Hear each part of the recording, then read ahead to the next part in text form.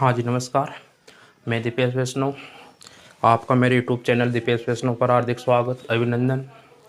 अपने जो राजस्थान की प्राचीन सभ्यताओं की जो श्रृंखला चल रही, उसमें आज हम एक नए स्थल के बारे में चर्चा करेंगे। तो इससे पहले हमने जो पहले की कला से थी उसमें कालीबंगा, आहड़, गणेश्वर, बालाथल आदि सभ्यताओं की चर्चा की। तो आज अपना जो राजस्थान की प्राचीन सभ्यता है, इसमें जो अपना टॉपिक रहेगा, वो अपना जो टॉपिक है वो है गिलुंड सभ्यता। आज हम गिलुंड सभ्यता के बारे में विस्तार पूर्वक चर्चा करेंगे। तो आज का अपना जो टॉपिक है वो है गिलुंड। इसमें भी वही इसकी सबसे पहले स्थिति देखेंगे, किस नदी के किनारे ये स्थित है और किस युग की है, कौन कौन से यहाँ से साक्ष्य प्राप्त हुए। तो ये अपनी है गिलुंड सभ्यता। सबसे पहले बात करें इसकी लोकेशन, कहाँ पर ये स्थित है। तो ये अपने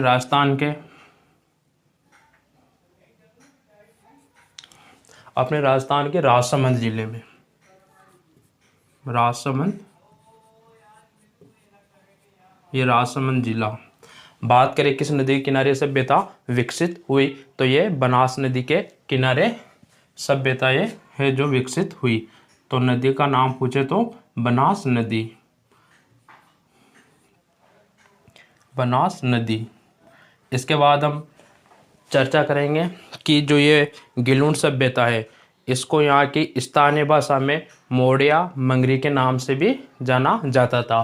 तो जो ये गिलुंड सभ्यता है, इसको अगर कभी क्वेश्चन पूछ ले कि किस सभ्यता को स्थानीय भाषा में मोड़िया मंगरी के नाम से जाना जाता है या गिलुंड सभ्यता को स्थानीय भाषा में किस नाम से जाना जाता है, इससे पहले हमने आहड़ की चर्चा की कि उसको स्थानीय भाषा में क्या कहते थे, धूलकोट और महासतियों का टीला, ऐसे इनके उपनाम भी हैं। तो इसको स्थानीय भाषा में मोड़िया मंगरी के नाम से भी जाना जाता है। तो स्थानीय भाषा की हम बात करें, स्थानीय भाषा, तो स्थानीय भाषा में इस सभ्यता को किस नाम से, मोड़िया मंगरी, मोड़िया मंगरी के नाम से इसको जाना जाता है। इसके बाद हम बात करें इसके उत्खनन की, इसका उत्खनन कब हुआ और किसके द्वारा किया गया। तो इस सभ्यता का उत्खनन,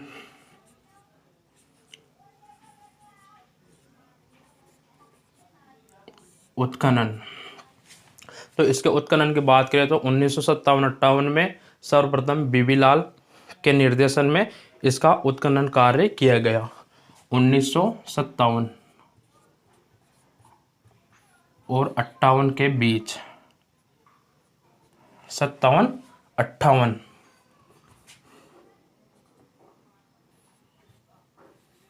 के बीच बीबी लाल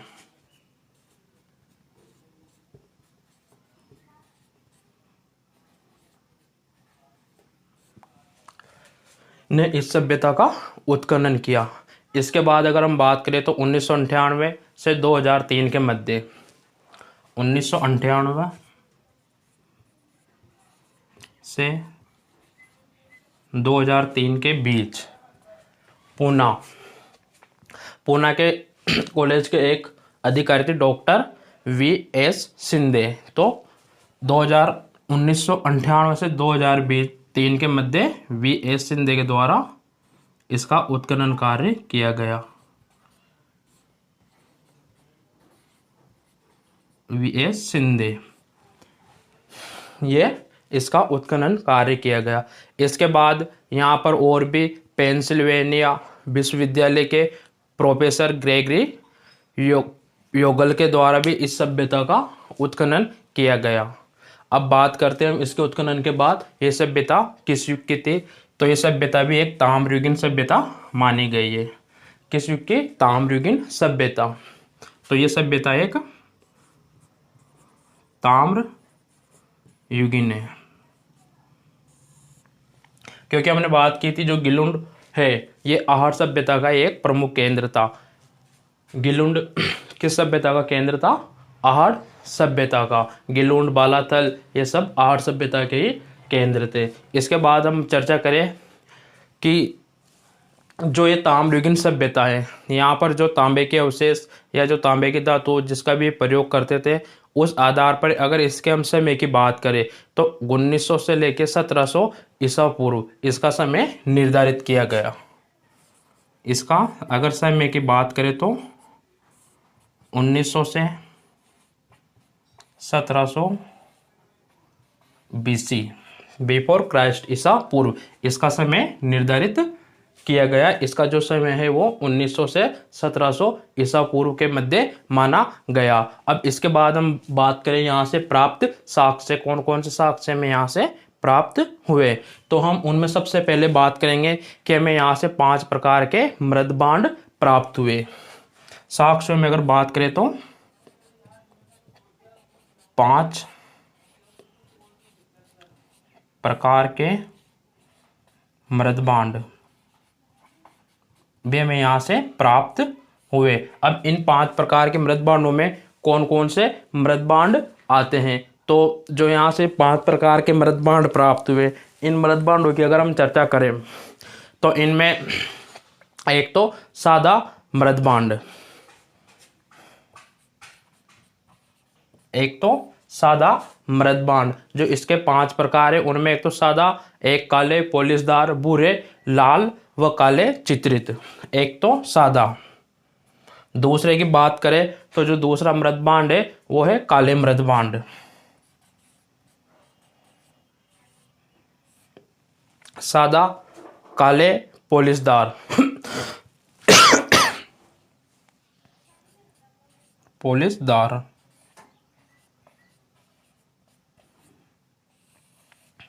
सादा, काले, पॉलिशदार। इसके बाद चर्चा करें तो भूरे, भूरे मृदभांड। इसके बाद अगर हम और आगे चर्चा करें 5 प्रकारों में तो सादा, काले, पॉलिशदार, भूरे मृदभांड और यहाँ से लाल व काले चित्रित मृदभांड, लाल व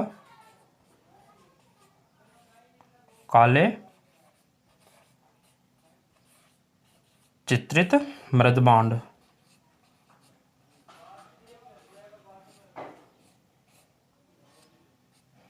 भी यहाँ से प्राप्त हुए। तो सादा, काले, पॉलिशदार, भूरे, लाल व काले चित्रित मृदभांड, ये 5 प्रकार के जो मृदभांड है उनके ये प्रकार हैं। इसके बाद हम बात करें तो जो यहाँ से मृदभांड प्राप्त हुए इन पर नृत्य मुद्राएं व चिक्तेदार हिरणों के चित्र मिले। इन 5 प्रकार के मृदभांडों पर जो चित्र मिले उसमें एक तो नृत्य करते हुए मुद्रा पाई गई, मतलब एक महिला जो नृत्य कर रही तो नृत्य की मुद्रा में उसके चित्र अंकित है। नृत्य की मुद्रा में अंकित चित्र,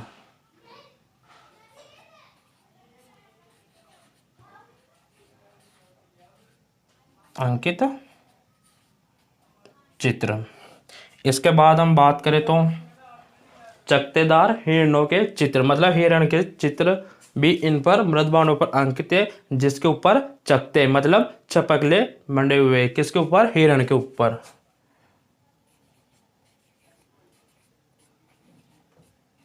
चकतेदार हिरण के भी चित्र यहां से प्राप्त हुए। अब बात करें हम जो ये सभ्यता थी तो इस सभ्यता से हमको पक्की हुई ईंटों के साक्ष्य भी प्राप्त हुए, जबकि आहड़ से हमें कच्ची ईंटों के साक्ष्य प्राप्त हुए। हमने आहड़ सभ्यता में भी इस फैक्ट के ऊपर चर्चा की थी कि आहड़ जो थी यहाँ से हमें, जबकि ये जो गिलुंड है ये आहड़ का एक केंद्र है, लेकिन आहड़ में और इसमें जो प्रमुख अंतर है वो यह है कि आहड़ में तो कच्ची ईंटों का प्रयोग किया गया, जबकि गिलुंड सभ्यता में पक्की ईंटों का प्रयोग किया गया। तो यहाँ देखते हैं इस चीज को, यहाँ से पक्की ईंटों का प्रयोग, यहाँ की सभ्यता में पक्की ईंटों का प्रयोग किया गया।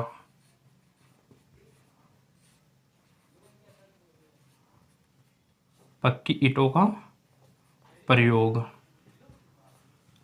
ये वो फैक्ट है जो इसे आहड़ सभ्यता से थोड़ा सा अलग करता है, क्योंकि आहड़ सभ्यता में हमें कच्ची ईंटों के साक्ष्य प्राप्त हुए, और यहाँ से जो आहड़ सभ्यता की अगर हम चर्चा करें तो वहाँ से हमें जो बर्तन प्राप्त हुए उन पर ज्यामिति अलंकरण। तो आहड़ से जो हमें बर्तन प्राप्त हुए, अगर उन बर्तनों की हम चर्चा करें तो आहड़ सभ्यता से हमें जो बर्तन प्राप्त हुए उन बर्तनों पर ज्यामितीय अलंकार का प्रयोग किया गया। किसका? ज्यामितीय अलंकार का। तो जैसे इससे पहले हमने चर्चा की थी कि गिलुंड से हमें पक्की ईंटों के साक्ष्य मिले और आहड़ से कच्ची ईंटों के साक्ष्य। तो ये एक वो फैक्ट है जो एक दूसरे को अलग करता है। इसी प्रकार जो वहाँ से बर्तन है, तो बर्तनों पर आहड़ से जो बर्तन प्राप्त हुए आहड़ से, तो यहाँ के बर्तनों पर तो ज्यामितीय अलंकार, ज्यामितीय अलंकरण का प्रयोग किया गया। जबकि अगर बात करें हम गिलुंड, तो ये जो गिलुंड सभ्यता है, यहाँ से जो हमें बर्तन प्राप्त हुए, इन बर्तनों पर ज्यामितीय अलंकरण का प्रयोग न करके इन पर प्राकृतिक अलंकरण का प्रयोग किया गया। मतलब प्राकृतिक अलंकरण, प्राकृतिक अलंकरण का इन पर प्रयोग किया गया। इसके बाद आगे हम चर्चा करें तो यहाँ से गिलुंड सभ्यता से हमें हाथी दांत की चूड़ियों के अवशेष भी प्राप्त हुए। हाथी दांत की चूड़ियाँ, हाथी दांत की चूड़ियों के अवशेष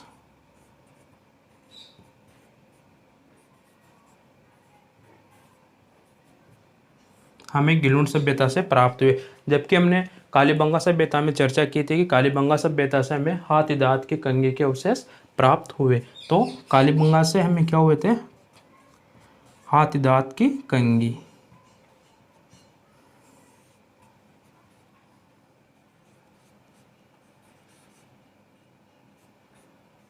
हाथी दांत की कंघी के अवशेष तो कालीबंगा से, हाथी दांत की कंघी। जबकि अगर हाथी दांत की चूड़ियाँ पूछे तो इसके अवशेष हमें गिलुंड सभ्यता से प्राप्त हुए। ये थी आज की अपनी गिलुंड सभ्यता के बारे में जो चर्चा हुई। ये था आज का जो अपना सेशन था वो यहीं समाप्त होता है।